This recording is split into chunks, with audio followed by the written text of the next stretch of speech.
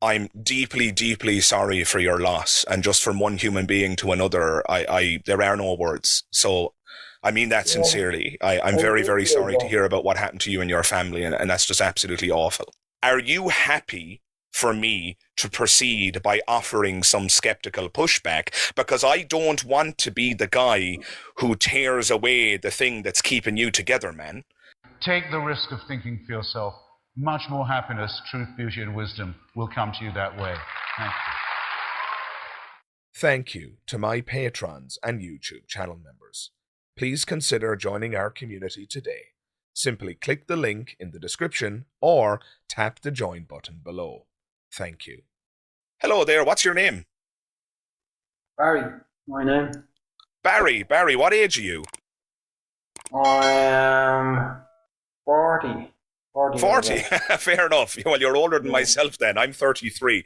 Pleasure to have you on, Barry. Are you a believer in God? Yeah, but I wasn't for a long time. Like I was, I had a bit of a background, like criminal background. I'd done drugs, all that kind of stuff. Sure, sure. Um, So at what um, age did you kind of find yourself being pulled in the direction of, are you Christian, Barry, or something else? well, Catholic, I'd say. Well, my fiance, she took a heart attack. I think it was 7 years, 6 years ago. Is she Um, okay? no, she died. Like Oh, goodness. Oh, I'm she so sorry to died, hear that, Barry. within 3 minutes, and Oh, my God. I had 4 kids as well. Oh, Barry. That's So brutal, I, man. I was on death's door, to be honest with you, because I had very, very bad health at the time as well. On top of Goodness that, gracious me. so I was barely grasping onto life, like to be honest with you. And I was living up in the city in Dublin, and I came back down to live with my mother down the countryside. And luckily, this guy who had told me about this rock in Colombia, I heard nothing about it. I've never heard it from the churches. I've never heard it from anybody in schools or anything like that. But there's this guy called Father Don Colloway.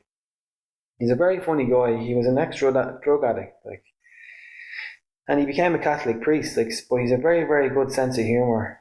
Um, well, long story short, he was talking about the Rock of Las Lajas. I was looking for help from God. I was screaming for God to help me in my car one day, just screaming at the top of my lungs, like, for God to help me to the situation. Like, so I bought this image of the Rock, and I was sitting in my room crying and looking at the wall. I think there was tears coming in my eyes, and I had this picture behind me, like, and all the hairs stood up on the back of my neck, and I don't know why, I just had to put the picture in front of me.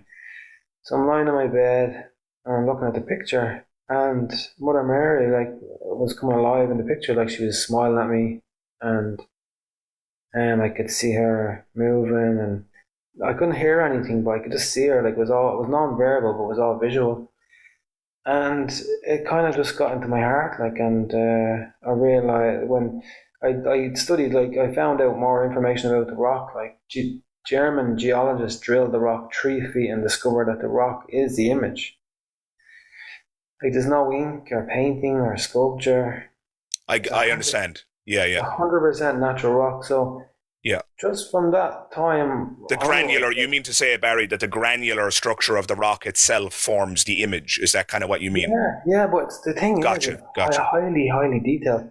So you can imagine I'm in my room and I'm on, like, just my life is over basically. I've lost my fiance, my kids went to live with their auntie, and I went from a perfectly happy family within 3 minutes to someone who had no family. And but when I'm looking at this image, she's smiling at me. She's trying to communicate, but I can't hear anything. And this went on for months, and talking to her and every day, like seeing her, and it just brought me back to life. To be honest with you,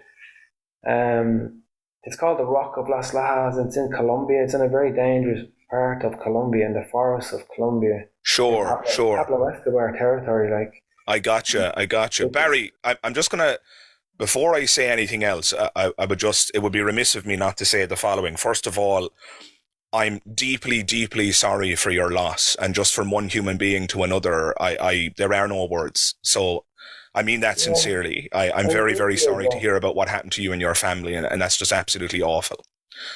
No problem, but it's a happy ending because after realizing like, and I never read the Bible or anything like that before. I never went to mass or nothing like that, you know. Yeah. But in my deepest and darkest time, I called out for someone to help me, and I called out to God. Like, And you got an answer. I got an answer. Sure. I had the picture Sure. there. She's looking at me. She's speaking to me. I can't hear her, but I can see her. I'm seeing all these colors coming out of the picture, and I'm saying, "What's going on here? Like, I'm going on a different path. This is not for Sure. me." Like, I was literally dying, So like Barry, mentally, physically, everything, you know. Well, Barry, yeah, I can only proceed with this conversation with your permission because, unfortunately, given the nature of the live that you've joined, so that the live you've joined has a title. It's I'm an atheist to change my mind, right? You've yeah, shared this very touching and profound story with me, and I do not for a second take that for granted. I'm very humbled and appreciative of the fact that you've chosen my live to share such a profound and moving story, and no doubt a story that's difficult for you to even recount and relive. That yeah. said, given the live that you've joined, I'm now rather regrettably cast in the role of the person who has to apply skepticism and pushback to the story that you just shared. A story that obviously means a great deal to you, has comforted you a great deal, and has been kind of the light that's led you through the darkness. So I have one very simple question for you before I say anything else, Barry. And the question is this: are you happy for me to proceed by offering some skeptical pushback? Because I don't want to be the guy who tears away the thing that's keeping you together, man.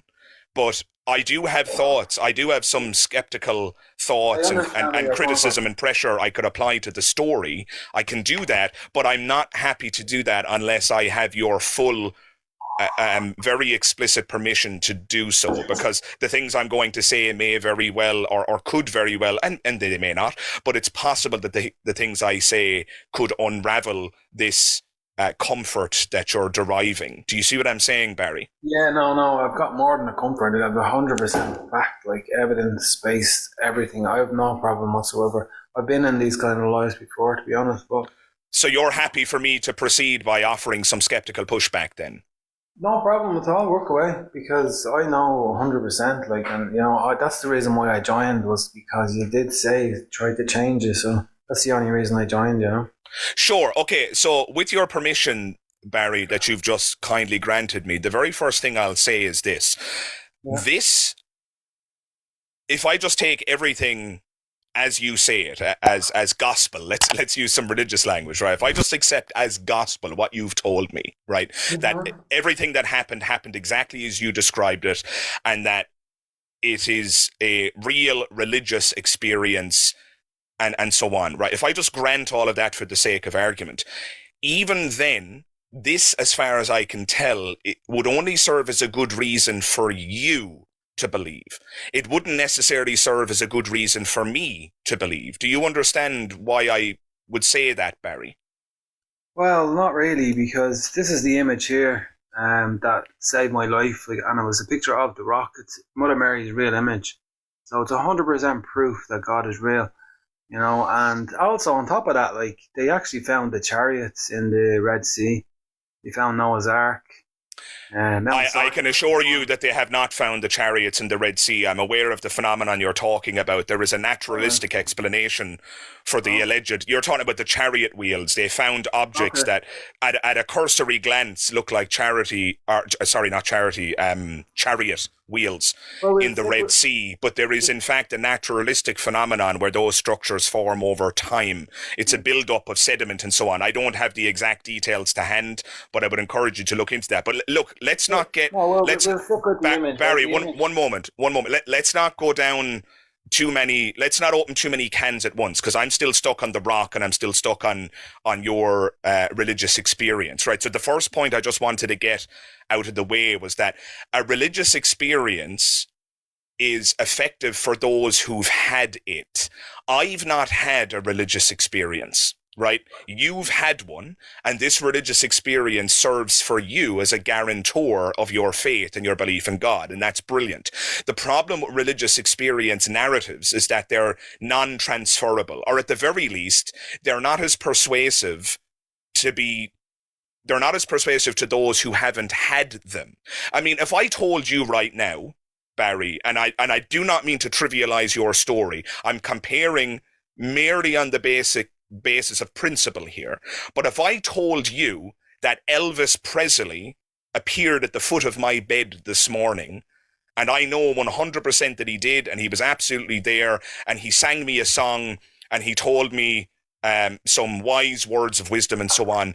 If I told you that story, I'm going to go ahead and pay you the intellectual compliment of assuming that you wouldn't now believe that Elvis Presley actually appeared at the foot of my bed. You see, that experience would be good enough evidence for me to believe that Elvis Presley, I actually don't think it would be, but arguably it might be good enough evidence for me to believe that Elvis Presley appeared at the foot of my bed.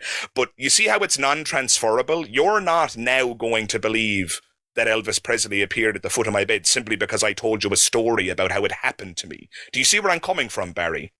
Well, that is true, and that's the way God wants things to be personal. So you'll only get a message if you have a personal relationship, if you call out for a personal relationship with God. You know, it's a personal thing. Sure. Because Okay. you can understand that from a perspective, from a parent's perspective, because we are God's children. Like, so, you know, they love us. They always want us to come to them, and they want us to love them. But they'll give us enough rope, and they'll give us enough space, and sometimes that space can be too much. Sure. But the important thing here is that it's actually a really important thing that's just happened here is that we've actually struck a note of agreement. So I just want to acknowledge that before we move on. If I'm not mistaken, we've just agreed that a first-person religious experience isn't, or a first-person kind of supernatural experience isn't necessarily going to be enough evidence to convince anyone other than the person who's had the first-person supernatural experience. So that's why, Barry, as moving as your story is, and as profound as your story is, it's not going to be enough to change my mind because I'm not the one who's had your experience. You've had it. I haven't had it. And to your point, and if I've understood what you've just said, I'm not ready to believe in God anyway, because if I was, God would have already appeared to me. So you're essentially putting the responsibility on my shoulders that I actually need to call out to God, and I must not have done that yet, given the fact that he hasn't appeared to me like he has to you. Well, I think you have, because you're open-minded towards the way you are now. Like, you actually said the changes. So I believe this is a divine intervention. You know? Well, maybe you're right. Hey, listen, Barry, I'll be very happy by the end of this live if you and I part ways and I'm a believer in God again. I mean, there are certain things, and atheists won't like me saying this out loud, but there are certain things I miss about being a theist. There are certain things I miss about when I used to believe in God. There were certain comforts I had that I no longer have. I mean, atheism isn't all sunshine and roses. Now, don't get me wrong, theism isn't all sunshine and roses either. Threats of hell and attacks on the LGBTQ plus community and dated law codes and immoral preachments and so on. There's good and bad in religion, fine. But the other thing I wanted to get to before I lose sight of it, Barry, is the rock. You said that this rock has an undeniable, exquisite image of, did you say the Holy Mary on it? Yeah, I'll show it to you now. You don't need, no, I'll just take your word for it, Barry. You don't need to show me. I'm absolutely happy to attribute the principle of charity here. I take you at your very word. And on that note, it doesn't matter that I haven't seen the rock, because I've seen other religious artifacts just like it, where an image appears of Jesus or Mary or what have you. And your words exactly, and I want to feed these words back to you. Correct me if I'm wrong, because I do not want to put words in your mouth. But if I'm not mistaken, you said that this rock in and of itself is 100% proof of the existence of God. Did I get that right? 100% proof, yeah. Sure. Now, I don't know if you realize, Barry, but that's actually quite an audacious claim you've made there. That's quite a bold claim, because 100% means that It cannot be questioned. Like, there's literally no argument against it. This is undeniably true. Now, I'm not actually, and this might get a bit too philosophical here, Barry, but I'm not convinced that we can be certain about anything. I'm not even convinced that I can be certain that I'm having this conversation with you right now. I don't know if you've ever heard of the philosopher René Descartes, but he articulated some very persuasive reasons as to why we have to be skeptical about the existence of the external world.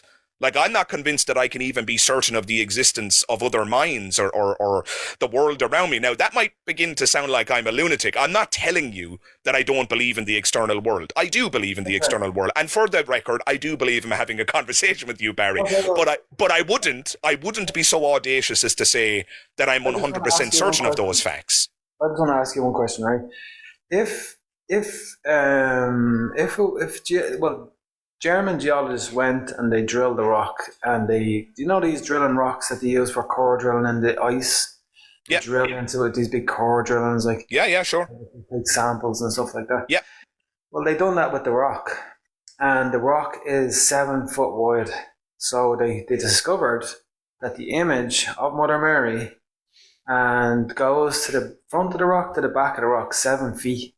I got you. But not only that. The rock is the image, so there's no ink, there's no painting, there's no sculpture. Sure. The only thing, if you really want proof, right, this image that I told you about, it's not. If you can go onto my page, you can see the pictures of it as well, the videos. But if you really, really, really want to know, I promise you, if you actually put this image on your phone, or if you printed this image, you will get 100% proof. Barry, I'm not actually disputing that the rock contains the image you're talking about. I'm not disputing that at all. So don't misunderstand. I'm actually granting, no problem at all, that there's the appearance of Holy Mary on this rock, and that it's part of the granular structure that goes very deep into the rock, all the way through to the other side even, perhaps. Fine. I'm not disputing any of those details in the slightest. What I'm disputing is your claim that this is 100% proof of God. I mean, let me just put one possible counter explanation on the table. Coincidence. How else would a natural rock have such a detail? Now, it's not like you can barely see it. It's a highly detailed image. Gotcha, Barry. Gotcha. Also has thousands of hidden messages within it. Barry, I gotcha. Right. So your question was, how else could that have appeared on the rock? Now, I'm going to say something right now, and I promise it's not an insult, but there's a fallacy by the name of an argument from incredulity. And what that fallacy is when somebody says, I can't think of a better answer, so I'm going to go with X.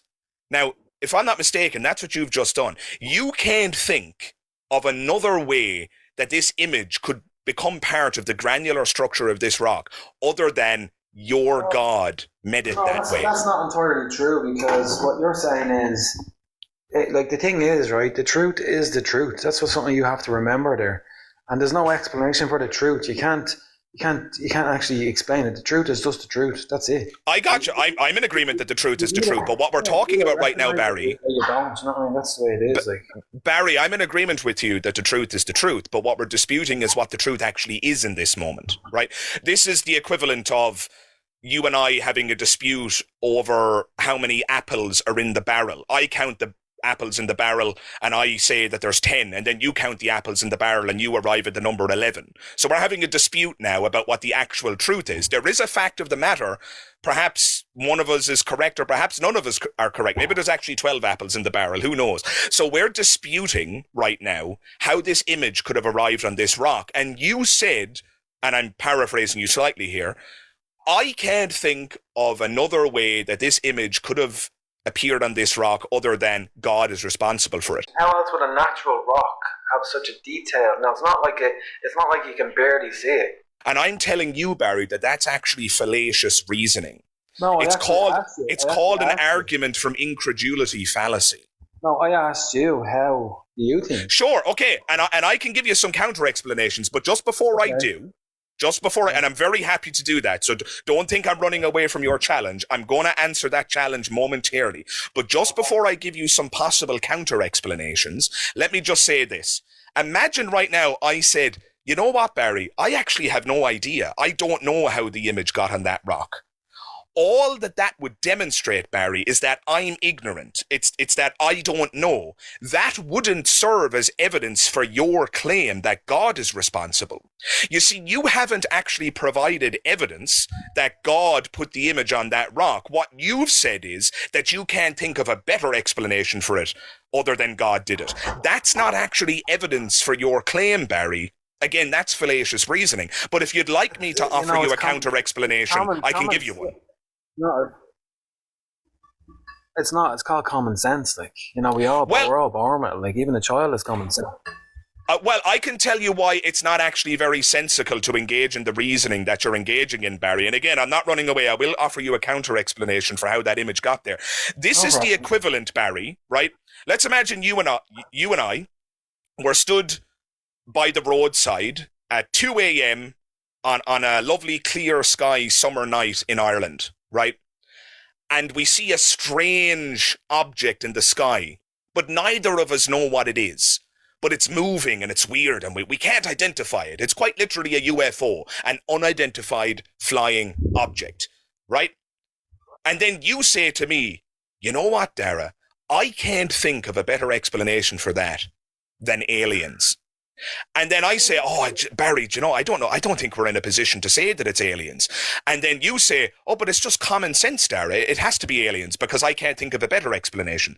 That is, believe it or not, if you go to the tape, principally analogous to what you're doing with the rock here. Because, of course, the truth is, Barry, if neither of us know what that strange object in the sky is, then we're not in a position to assert that aliens are responsible for it. We can't say that.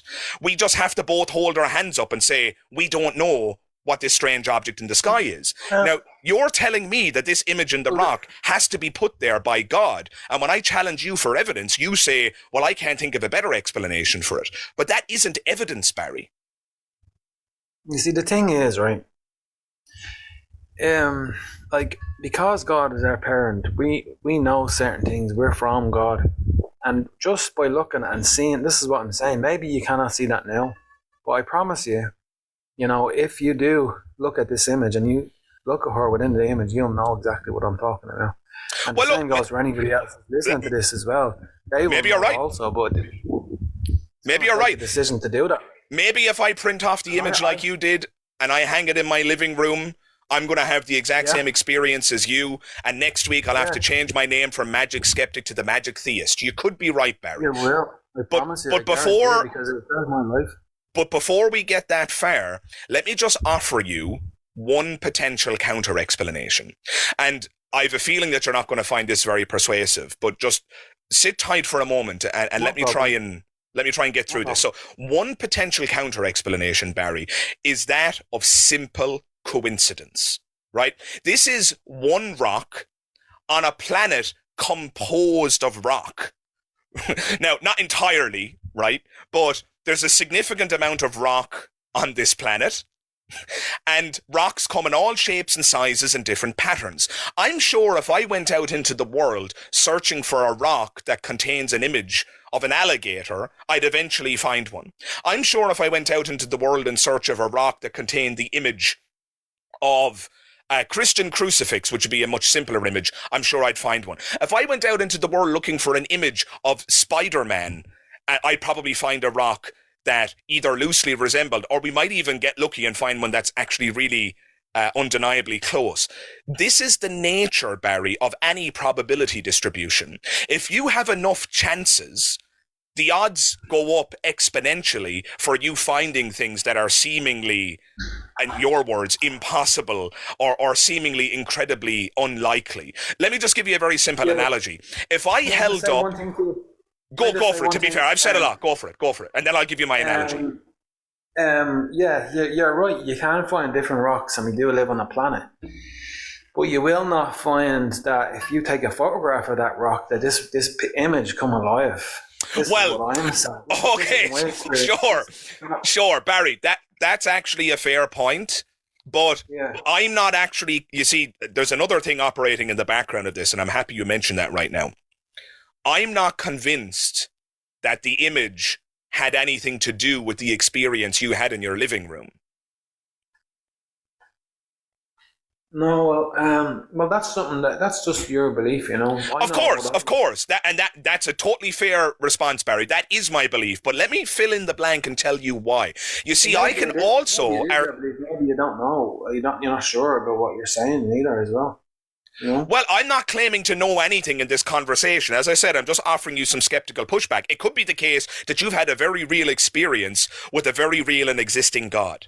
That's entire. I grant that as a possibility. I don't believe it. I don't currently accept it, but I'm not ruling that out as a logical impossibility. That's fine. So I'm just giving you some skeptical pushback and trying to explain why I'm not entirely convinced by your claims. You see, I can also articulate potential counter explanations for the religious experience you had. This could be a grief hallucination. Barry, you went through, to use another religious term, hell. And I have an immense amount of sympathy. I wish I could say empathy, but I've never been through an experience like the one you described, losing a person like that. And my heart breaks for you, my friend. So I can't even begin. Don't get me wrong. I've lost loved ones. I've lost grandparents, and I did lose a rather young friend as well. Actually, multiple young friends. One in a vehicle collision, and another by his own hand, I regret to say. But so I've had tragedy in my life, but the way you describe your story, I've never had a loved one sat next to me and 3 minutes later they're gone because of something like this. Certainly not the love of my life, my fiance. I can't even begin to imagine the pain that you went through, Barry. So what I'm saying to you is, it's I know it's Christmas possible. time as well. It's possible, my friend. As painful it is to say it out loud, and I already tabled this at the start of the discussion, I felt queasy about proceeding with this dialogue. But in my view, it's quite possible that you've had a grief-related hallucination. When the human mind is compromised by that level of grief and sorrow, it's possible for the brain to do weird and wonderful things. I don't think it's outside the bounds of possibility that you've had a hallucination, my friend. Yeah, I'm not convinced that you were actually contacted by a divine being or an agent or something that we might call a god. So we've got two things here. We've got a rock that has an image that I think can just as easily be explained by coincidence, and we've got an allegedly supernatural experience that I think is trivially easy to explain via a grief hallucination. And Well, even if you neither know, of those guesses are correct, I'm not saying I know that. Even if I were to say to you right now, hey, Barry, I don't know why that experience happened to you. I don't know why you had that hallucination, and I don't know how the image got on the rock. We'd still be no closer to you verifying the truth of your position, because your position is simply an assertion. You're claiming that this is explained by okay, God and that you can't think of a better explanation. okay. And Well, that's the problem, Barry. let me say one thing, right? Go for it. Yeah, be my I, guest. I've said loads, my I, friend. Go for it. there's no problem what you're saying. Like I'm 100% secure in what I've seen and experienced. But Sure. the thing is, right? As much as I care about you, I care about everybody else in this world, right? You know, we're all brothers and sisters. Like, but at the end of the day, we're all responsible for ourselves. Okay, so that Yep. means I'm responsible for myself. So Sure. I believe that's very true. It's what I choose to believe, and backed up with evidence from the Bible and stuff like that. And once I believe that I am actually being watched by a parent who is God, I behave in a beautiful way and I treat people really nice, you know.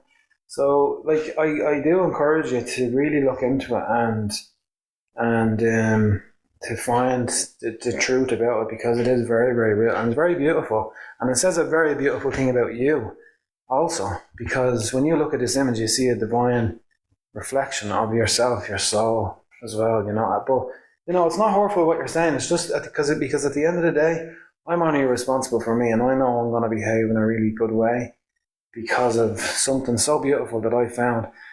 And the way I describe it is, right,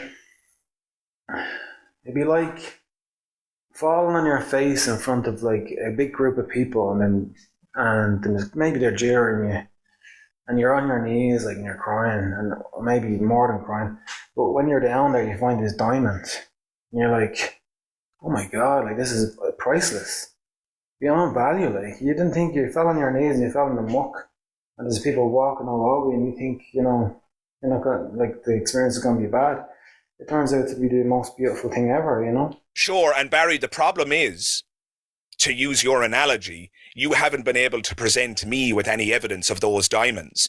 You're showing me the diamonds in your hands and I can't see them. They're invisible diamonds. They're diamonds that you can see and I can't see. They're diamonds that you can touch and I can't touch. So as soon as you have evidence for the diamonds that I can actually verify, then we'd actually be in a position where you might be able to change my mind. But until then, my friend, you've had a first-person subjective experience that you're happy to attribute to a god, but that isn't going to be enough to change my mind, my friend. And I think that's kind of where we're at. The knowledge I've given you is priceless, and I'm very happy with that. Look, that's fair, Barry. That's fair. Hey, and listen, I'm actually really happy to leave it there. I've really enjoyed this back and forth. I think the audience is in a position where they can make up their own mind. They can look up the rock that you've recommended. They can think and reflect on the experience that you've shared with us, as I'm going to do. And I've said my piece, you've said your piece. And I'm actually really, really happy with how this conversation has went, and I hope you've enjoyed it. And I just really thank you for sharing your story, Barry. It means a lot. Yeah, no, I appreciate it. Like, that's life, you know. It's sad, but it's beautiful. I couldn't agree more. It's like, how would you describe it? It's like a lady that goes to a dinner party and she spills some red wine on a white dress, and then she decides, well, I could leave this party right now, or I could continue on living, you know, at the party, like, as a, you know, like, even though there's a stain there. So I think we all have certain stains, like, we all have shit, like, you know, but life is very beautiful, like, you know, considering when you realise that we live on and nobody dies also, it's there's a lot there for us. Like, you really have to see past the negative, you know. Sure. And the knowledge I'm giving you tonight really helps. So I really do believe it was a divine intervention. I hope you look it up. It's called. Well, listen, Barry, nobody hopes you're right on that front more than I do. But listen, thanks very much, my friend, and you're very welcome to join again. And you're very welcome to join again on another live. I've really enjoyed this back and forth, and I wish you well, my friend. Okay, thank you very much. My pleasure, Barry. All the best. God bless you. Bye-bye.